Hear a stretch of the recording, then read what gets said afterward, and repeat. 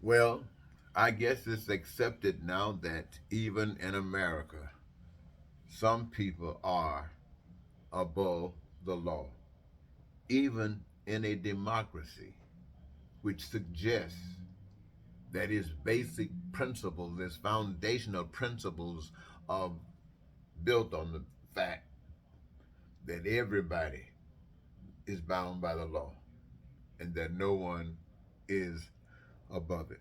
No one is excused. But I guess even here, that is. So when we go to the worst of the worst, that's where you see Putin, the dictator for Russia, who's exercising the ultimate crime against humanity by murdering any and everybody that's in his way that will not bow to the Lord Putin. That's actually what's going on. These people will not bow like the Russian people. They have bowed to Lord Putin. But the Ukrainian people will not bow. And so they are being murdered. And people around the world are doing what they feel comfortable in doing. They're not sticking their necks out. And so the deaths are continuing. And the rest of democracies, I guess, well, we don't know what's going to happen now. It seems as if everybody wants to be a dictator and we're willing to kill because many people are not like the Ukrainians. They will give in. Even the churches will give in. So I come to you, ladies and gentlemen, as always, to say to you that putting your faith in groups is not advisable. Putting your faith in individuals, not advisable. But put your faith in yourself.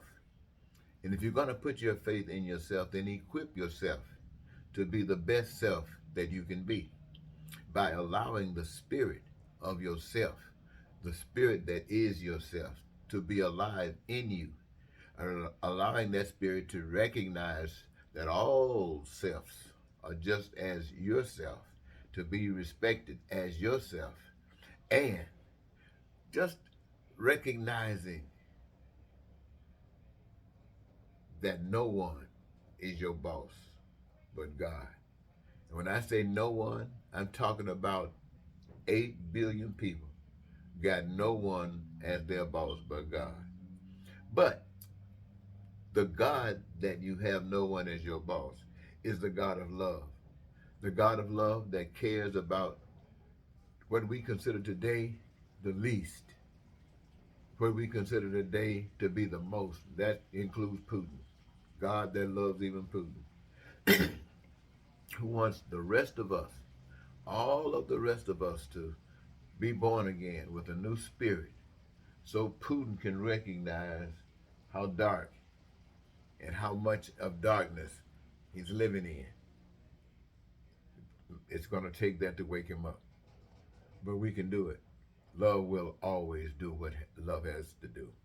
So, ladies and gentlemen, yes, I just wanted to take this moment again, to say to you that if you allow the Spirit to live in you that loves all humankind, if you allow the Spirit to live in you that wants the best for all humankind, especially those things that are essential for survival, like food, clothing, shelter, education, healthcare.